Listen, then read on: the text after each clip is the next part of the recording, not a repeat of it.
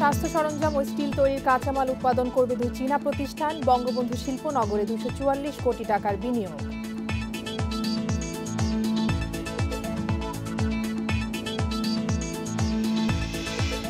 কর্ণফুলী নদীর টানেলের অগ্রগতি 61 ভাগ, চলছে দ্বিতীয় টিউবের খনন কাজ। 2022-এর ডিসেম্বরের মধ্যে চালুর লক্ষ্য।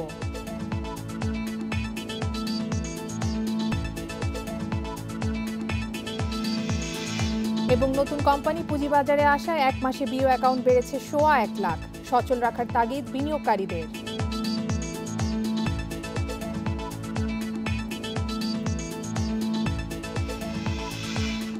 আমন্ত্রণ অর্থনীতি সারাদিন, আপনাদের সাথে আছে আমি কপ্তিয়া মুমতাহানা। শুনছিলেন শিরোনাম, এবারে জানাবো বিস্তারিত। করোনা মহামারীর মধ্যেও বিদেশি বিনিয়োগ আসছে দেশে। বঙ্গবন্ধু শিল্পনগরে আইসোলেশন গাউন সহ বিভিন্ন স্বাস্থ্য সরঞ্জামের কারখানা করছে চীনের প্রতিষ্ঠান জি হং মেডিকেল প্রোডাক্টস। এর জন্য 108 কোটি টাকা বিনিয়োগ করেছে কোম্পানিটি। এছাড়াও 136 কোটি টাকায় স্টিলের কারখানা করতে যাচ্ছে আরেক company, China civil engineering construction corporation CCECC. কাল এই দুই প্রতিষ্ঠানকে 18 একর জমি বরাদ্দ দিবে অর্থনৈতিক অঞ্চল কর্তৃপক্ষ বেজা। মিরসরাইয়ে 30,000 একর জায়গার উপর প্রতিষ্ঠিত হচ্ছে দেশের সবচেয়ে বড় অর্থনৈতিক অঞ্চল বঙ্গবন্ধু শিল্পনগর। এখন পর্যন্ত দেশি বিদেশি 75টি প্রতিষ্ঠানকে 8,000 একরের মতো জমি বুঝিয়ে দিয়েছে অর্থনৈতিক অঞ্চল কর্তৃপক্ষ বেজা। সম্প্রতি বঙ্গবন্ধু শিল্পনগরে কারখানা নির্মাণের জন্য জায়গা চেয়েছে China civil engineering construction corporation এবং জিহং মেডিকেল প্রোডাক্টস নামের দুইটি চীনা কোম্পানি। এসব কোম্পানির বিনিয়োগ প্রস্তাব যাচাই বাছাই করে জমি দেওয়ার সিদ্ধান্ত নিয়েছে বেজা। দুটো বিদেশি কোম্পানির সাথে আমরা চুক্তি করব। দুটোই চাইনিজ কোম্পানি, একটা হংকং বেসড আর একটা মেইনল্যান্ড চায়নার। তো তারা এখানে একজন মেডিকেল প্রোডাক্টস আরেকজন কনস্ট্রাকশন ম্যাটেরিয়ালস উৎপাদন করবে বঙ্গবন্ধু শেখ মুজিব শিল্পনগরে। 10 একর জায়গায় স্টিল তৈরির কাঁচামাল উৎপাদন করবে চায়না সিভিল ইঞ্জিনিয়ারিং কোম্পানি। প্রতিষ্ঠানটি 136 কোটি টাকা বিনিয়োগ করবে। অন্যদিকে অর্থনৈতিক অঞ্চলের 8 একর জায়গায় আইসোলেশন গাউন, ল্যাব জ্যাকেট সহ বিভিন্ন স্বাস্থ্য সরঞ্জাম তৈরি করতে চায় জিহং মেডিকেল প্রোডাক্টস কোম্পানি। প্রাথমিকভাবে 108 কোটি টাকা বিনিয়োগ করবে প্রতিষ্ঠানটি। দুই প্রতিষ্ঠানে কর্মসংস্থান হবে 1850 জনের। জিহং মেডিকেল প্রোডাক্টস লিমিটেড এটা 100% এক্সপোর্ট ওরিয়েন্টেড কোম্পানি। তাদের উৎপাদিত পণ্য বঙ্গবন্ধু শেখ মুজিব শিল্পনগর থেকে 100%ই তারা বিদেশে, বিশেষ করে ইউরোপিয়ান এবং নর্থ আমেরিকান কান্ট্রিগুলোতে এক্সপোর্ট করবে। বঙ্গবন্ধু শিল্পনগরে কারখানা করতে চায় বহুজাতিক প্রতিষ্ঠান ম্যারিকো বাংলাদেশ। এজন্য প্রায় 250 কোটি টাকার বিদেশি বিনিয়োগ চূড়ান্ত করেছে প্রতিষ্ঠানটি। শিগগিরই কোম্পানিটিকে জমি বরাদ্দ দেবে বেজা। উমনহার আজমি, ইন্ডিপেন্ডেন্ট নিউজ, ঢাকা। 2022 সালের ডিসেম্বরের মধ্যে চালুর লক্ষ্য নিয়ে এগিয়ে চলছে কর্ণফুলী নদীর তলদেশ দিয়ে বঙ্গবন্ধু টানেলের নির্মাণ কাজ। এরই মধ্যে শুরু হয়েছে এই টানেলের দ্বিতীয় টিউবের খনন কাজ। এই পর্যন্ত প্রকল্পের 61 ভাগ কাজ শেষ হয়েছে বলে জানিয়েছে সেতু বিভাগ। টানেলটি তৈরি হলে ঢাকা, চট্টগ্রাম ও কক্সবাজারের মধ্যে আধুনিক যোগাযোগ ব্যবস্থা গড়ে উঠবে। পাশাপাশি এশিয়ান হাইওয়ের সঙ্গে যুক্ত হবে বাংলাদেশ। দক্ষিণ এশিয়ায় নদীর তলদেশ দিয়ে একমাত্র টানেল বঙ্গবন্ধু টানেল। কর্ণফুলী নদীর তলদেশ দিয়ে তৈরি হতে যাওয়া এই টানেলে টিউব থাকছে 2টি। 12 মিটার দূরত্বে এসব টিউব দিয়ে বিপরীতমুখী যানবাহন চলাচল করবে। এরই মধ্যে শেষ হয়েছে টানেলের পতেঙ্গা প্রান্ত থেকে আনোয়ারামুখী প্রথম টিউবের নির্মাণ কাজ। এবার শুরু হয়েছে আনোয়ারা থেকে পতেঙ্গামুখী টিউবের খনন। 3.31 কিলোমিটার দীর্ঘ এই টানেলের 2টি টিউবের দৈর্ঘ্য 2.45 কিলোমিটার, 94 মিটার লম্বা ও 2000 টন ওজনের টানেল বোরিং মেশিন দিয়ে চলছে খনন কাজ। প্রতি 2 মিটার খনন করে রিং স্থাপনের মধ্য দিয়ে এগুচ্ছে টিউব নির্মাণ। প্রথম টিউব নির্মাণের অভিজ্ঞতা দ্বিতীয়টির বেলায় কাজে লাগবে বলে জানিয়েছে কর্তৃপক্ষ।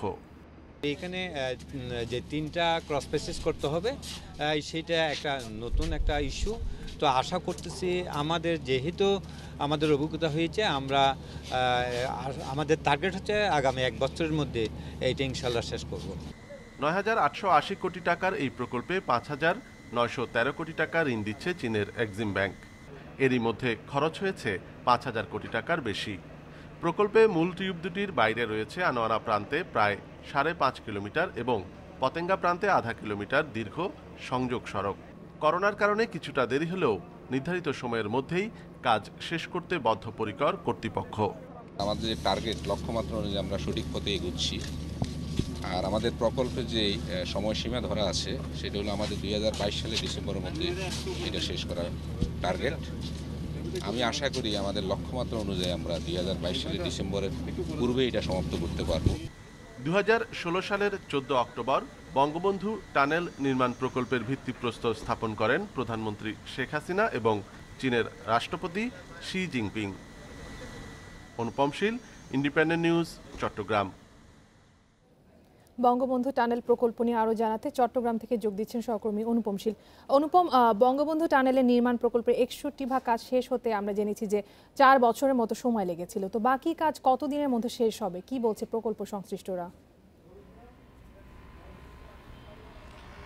এই কাজটি শেষ করা এখন সবচেয়ে বড় চ্যালেঞ্জ, কারণ 2016 সালে এই প্রকল্প উদ্বোধনের পরে এখন পর্যন্ত, অর্থাৎ গত 4 বছরে আমরা যদি হিসেব করি তাহলে মোট এখন 61 ভাগ কাজ হয়েছে। অর্থাৎ আমরা এখন আছি মূলত পতেঙ্গা প্রান্তে, এবং আমার পেছনে যদি দেখেন যে এই পতেঙ্গা প্রান্ত থেকে এখান থেকেই মূলত শুরু হয়ে আনোয়ারা প্রান্তে একটি টিউব সম্পন্ন হয়েছে, এবং গতকাল থেকে দ্বিতীয় যে টিউব, অর্থাৎ সেটি অপর প্রান্ত থেকে এখানে আসবে। এই টিউবটি আরও বানাতে হবে। পাশাপাশি আমরা যখন যে জায়গাটিতে আছি এটি হচ্ছে পতেঙ্গা প্রান্তের সংযোগ সড়ক, এবং এখানে আধা কিলোমিটার সড়ক, এবং ঠিক একই রকমভাবে আনোয়ারা প্রান্তে অর্থাৎ অপর প্রান্তে প্রায় 5.5 কিলোমিটার সংযোগ সড়ক, যদিও সেই অংশে কাজ অনেকটাই এগিয়ে গেছে। তো এই কাজগুলো করতে যদি 2022 সালের ডিসেম্বরের কথা বলা হচ্ছে, তো 2022 সালের ডিসেম্বরে আদৌ শেষ করা যাবে কিনা সেটি এখন সবচেয়ে বড় প্রশ্ন, কারণ করোনার মধ্যে ইতিমধ্যে কিন্তু বেশ খানিকটা কাজ পিছিয়ে গেছে, এবং এখানে যেহেতু টিউবের কাজটি অত্যন্ত এটি এক টেকনিক্যাল কাজ, অর্থাৎ এখানে চাইলেও খুব দ্রুত কাজ করে ফেলার সুযোগ নেই, এবং এখানে যে টানেল বোরিং মেশিনটি দিয়ে কাজ হচ্ছে সেটি আমরা যদ্দূর এর আগের টিউবটি নির্মাণের ক্ষেত্রে জেনেছি যে মূলত প্রতি 2 মিটার পরপর তারা যে রিংগুলো আছে, অর্থাৎ সিমেন্টের তৈরি রিং, সেই রিংগুলো এখানে বসিয়ে দেওয়া হচ্ছে। অর্থাৎ খুবই নিখুঁতভাবে এই কাজটি করতে গিয়ে সময় সাপেক্ষ একটি বিষয়। তো এই টিউবটি যদি সম্পন্ন হয় তাহলে বলা যায় যে এই কাজটা অনেক দূর এগিয়ে যাবে, এবং সেক্ষেত্রে এখানে যে টানেলের ভেতরে যে বিভিন্ন ধরনের বৈদ্যুতিক কাজকর্ম আছে, বিশেষ করে অক্সিজেন সাপ্লাই এবং আলোক, এই ধরনের বিষয়গুলো, অর্থাৎ তখন একেবারে এই যান্ত্রিক কার্যক্রমগুলো শেষ করা হয়তো খুব বেশি সময় লাগবে না বলেই ধারণা করছেন প্রকল্প সংশ্লিষ্টরা। অনুপম, আমাদেরকে আরেকটি বিষয় জানাবেন যে টানেলে আসা যাওয়ার জন্য তো 2 প্রান্তে সড়ক নির্মাণের কাজ চলছে, তো এই কাজের অগ্রগতি কেমন দেখছেন?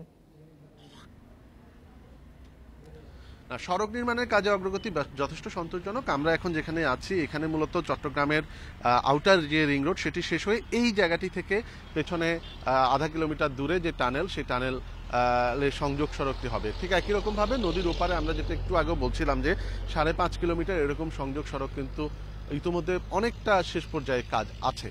তবে এখানে এখন যে সবচেয়ে বড় চ্যালেঞ্জ সেটি হচ্ছে যেহেতু টিউবটি টানেল বোরিং মেশিন দিয়ে খনন করতে করতে সামনেই, অর্থাৎ অপর প্রান্ত থেকে এই প্রান্তের দিকে এগোবে, পথে যদি কোনো ধরনের ইঞ্জিনিয়ারিং কোনো চ্যালেঞ্জ তৈরি হয় তাহলে সেটি সবচেয়ে বড়। তবে এক্ষেত্রে আগের যে টিউবটি নির্মাণ করার ক্ষেত্রে যেহেতু এখানে যে সংশ্লিষ্ট কর্তৃপক্ষের একটি বড় ধরনের অভিজ্ঞতা হয়েছে, এবারে টিউবটি তারা বলছেন যে হয়তো আগের টিউবের মতো করে অত সময় লাগবে না, তারা সেটি দ্রুত করতে পারবেন।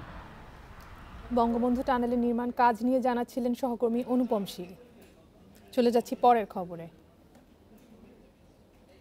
ব্যাংক ও মোবাইল ফোন কোম্পানি রবি সহ আরও অনেক প্রতিষ্ঠান পুঁজিবাজারে আসে, বাড়ছে বিনিয়োগকারীদের আগ্রহ। 1 মাসের ব্যবধানে বিও অ্যাকাউন্ট বেড়েছে 1,20,000-এরও বেশি। ভালো প্রতিষ্ঠানের তালিকাভুক্তির পাশাপাশি সরকারের নতুন নীতির কারণে নতুন বিনিয়োগকারীরা বাজারে আসছেন বলে মনে করছেন বিশ্লেষকরা। Bangladesh securities and exchange commission BSEC নতুন কোম্পানির আইপিও আনার ঘোষণা সহ বেশ কিছু উদ্যোগ নিয়েছে। এর মধ্যে ব্যাংক, বিমা ও টেলিযোগাযোগ প্রতিষ্ঠান রবি সহ বেশ কয়েকটি নতুন কোম্পানি তালিকাভুক্তির অনুমোদন দিয়েছে বিএসইসি। গত সেপ্টেম্বর থেকে কমতে থাকা বিও অ্যাকাউন্ট হঠাৎ করে ব্যাপক হারে বাড়ছে। সিডিবিএলের তথ্য অনুসারে 10 নভেম্বর পর্যন্ত পুঁজিবাজারে বিও অ্যাকাউন্ট ছিল 24,07,797টি। এখন তা বেড়ে হয়েছে 25,29,161টি, অর্থাৎ 1 মাসে বেড়েছে 1,21,364। কর্মকর্তারা বলছেন বাজারে বেশ কয়েকটি নতুন প্রতিষ্ঠান তালিকাভুক্ত হয়েছে। একই সঙ্গে বাজারে নীতিতে ইতিবাচক পরিবর্তনে বাড়ছে নতুন বিনিয়োগকারীর সংখ্যা। বাজার যখন খুব খারাপ অবস্থায় যাচ্ছিল তখন মাননীয় প্রধানমন্ত্রী 6টা নির্দেশনা দিয়েছে। সেই 6টা নির্দেশনার মধ্যে সবচেয়ে গুরুত্বপূর্ণ ছিল যে বিভিন্ন আর্থিক প্রতিষ্ঠান এবং যারা এই ব্যবসার সাথে জড়িত তাদের ক্রয় করার সক্ষমতা বাড়াতে হবে এবং তিনি প্রত্যেকটি ব্যাংকের 200 কোটি টাকা দেওয়ার কথা বলেছেন। শুধু নতুন বিনিয়োগকারীদের অংশগ্রহণই নয়, এদের নিয়মিত সচল রাখাও প্রয়োজন। এজন্য বাজারে স্বচ্ছতার মাধ্যমে বিনিয়োগকারীদের আস্থা বাড়ানোর পরামর্শ বিশ্লেষকদের।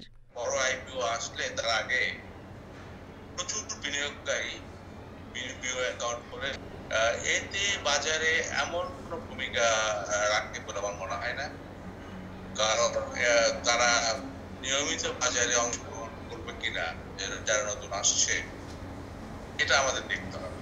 বিনিয়োগকারীদের আস্থা বাড়াতে যাচাই বাছাই করে শুধু ভালো কোম্পানি শেয়ার বাজারে অন্তর্ভুক্তির পরামর্শ বিশ্লেষকদের।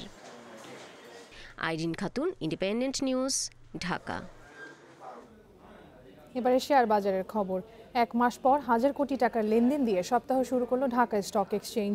এই সময় প্রধান সূচক বেড়েছে প্রায় 32 পয়েন্ট। তবে ডিএসসির 43 ভাগ প্রতিষ্ঠানই রয়েছে দর হারানোর তালিকায়। রোববার লেনদেনের শুরু থেকে উত্থান ছিল ঢাকা স্টক এক্সচেঞ্জে। লেনদেন শেষে প্রধান সূচক ডিএসসিএক্স বেড়েছে 31.76 পয়েন্ট এবং অবস্থান করছে 5126 পয়েন্টে। আজ 1 মাসের মধ্যে সর্বোচ্চ লেনদেন হয়েছে ডিএসসিতে। মোট লেনদেন হয়েছে 1003 কোটি 38 লাখ টাকার শেয়ার, যা আগের কার্যদিবস থেকে 66 কোটি 80 লাখ টাকা বেশি। লেনদেনে অংশ নেওয়া 356 কোম্পানি মিউচুয়াল ফান্ডের মধ্যে আজ দর বেড়েছে 141টি, কমেছে 153টির এবং অপরিবর্তিত আছে 62টি প্রতিষ্ঠানের শেয়ার দর।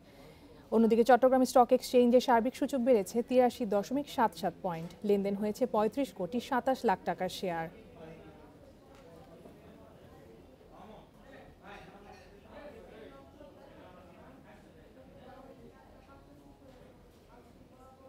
অর্থনীতি সারাদিন একটি বিরতি নিচ্ছে, আমাদের সাথেই থাকুন।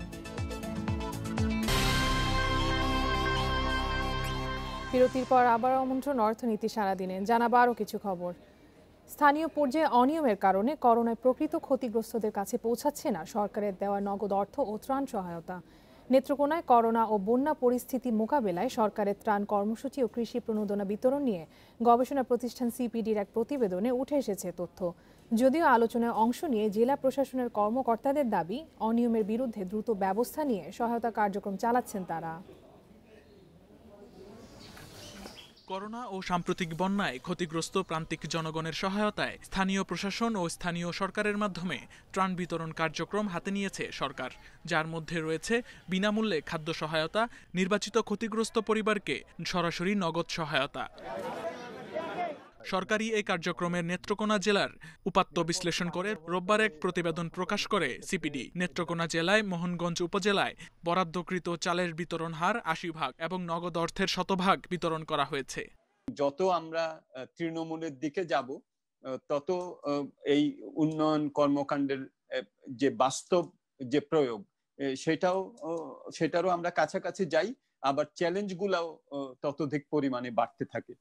সিপিডির প্রতিবেদন বলছে, নেত্রকোনা জেলার মদন ও খালিয়াজুড়ি এলাকায় দারিদ্র্যের হার বেশি হলেও ত্রাণ বরাদ্দ তুলনামূলক কম। পাশাপাশি স্থানীয় প্রভাবশালীদের অনিয়ম ও পক্ষপাতিত্বের কারণে প্রকৃত ক্ষতিগ্রস্তরা বঞ্চিত হচ্ছেন সরকারি সহায়তা থেকে। প্রতিবেদন প্রকাশ উপলক্ষে আলোচনায় অংশ নিয়ে অনিয়ম সমাধান করে সুষ্ঠুভাবে ত্রাণ বিতরণ কার্যক্রম চালানো হয়েছে বলে দাবি করেন নেত্রকোনার জেলা প্রশাসক। অনেক ক্ষেত্রে হয়তো কিছু কিছু ত্রুটি বা অনিয়ম থেকে থাকতেও পারে, কিন্তু আমি বিশ্বাস করি যে আমাদের নজরে আসলে, আমাদের তরফে যদি কোথাও এ ধরনের কোনো ত্রুটি বা অনিয়ম থাকে, আমরা যদি জানি, আমরা সেটিকে সাথে সাথে অ্যাড্রেস করেছি, সেটির বিষয়ে ব্যবস্থা গ্রহণ করেছি। ইউনিয়ন পর্যায়ে প্রান্তিক লোকজন মোবাইল ও ইন্টারনেট ব্যবহারে পিছিয়ে থাকার কারণে সরকারের সহায়তা কার্যক্রম ব্যাহত হচ্ছে বলে উঠে এসেছে সিপিডির প্রতিবেদনে। Shamim Ahmed, independent News, Dhaka. শুধু করোনা মহামারী নয়, যে কোনো দুর্যোগে টিকে থাকতে গুরুত্ব দিতে হবে খাদ্য নিরাপত্তায়। সকালে রাজধানীর খামারবাড়িতে সার্ক সনদ দিবসের এক অনুষ্ঠানে এইসব কথা বলেন বক্তারা। এই সময় বক্তারা জানান, সঠিক ও সময় উপযোগী পদক্ষেপ না নিলে খাদ্য উৎপাদন কাঙ্ক্ষিতভাবে হবে না। সার্কভুক্ত দেশগুলো কৃষিতে আগের চেয়ে ভালো করছে, তবে এখনও কৃষির বিভিন্ন খাতে নজর দেওয়ার সুযোগ রয়েছে বলে মনে করেন তারা। তাদের মতে সদস্য দেশগুলোর মধ্যে উন্নত প্রযুক্তি নিয়ে সহযোগিতা আরও বাড়াতে হবে। জলবায়ু পরিবর্তনের উপযোগী ফসলের জাত উদ্ভাবন জরুরি বলেও জানান আলোচকরা।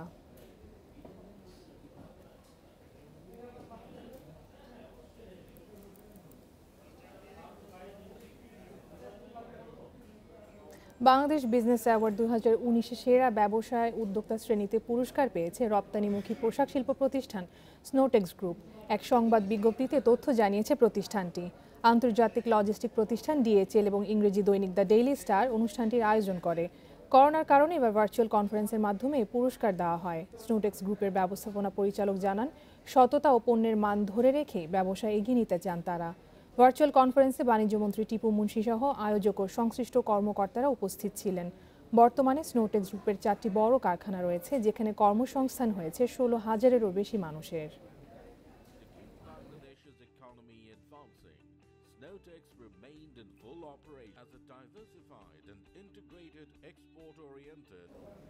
দেশের আসবাব খাতের প্রতিষ্ঠান হাতিল কমপ্লেক্স পরিদর্শন করেছেন জাতীয় রাজস্ব বোর্ডের চেয়ারম্যান আবু হেনা মোহাম্মদ রহমাতুল মুনিম।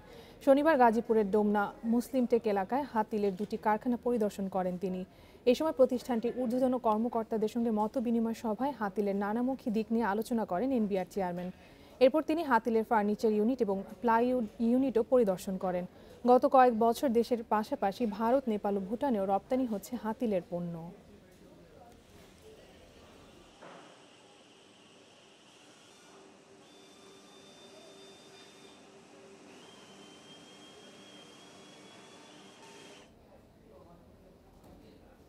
এবারে জানাবো বিশ্বের প্রধান মুদ্রার সঙ্গে টাকার আজকের বিনিময় হার।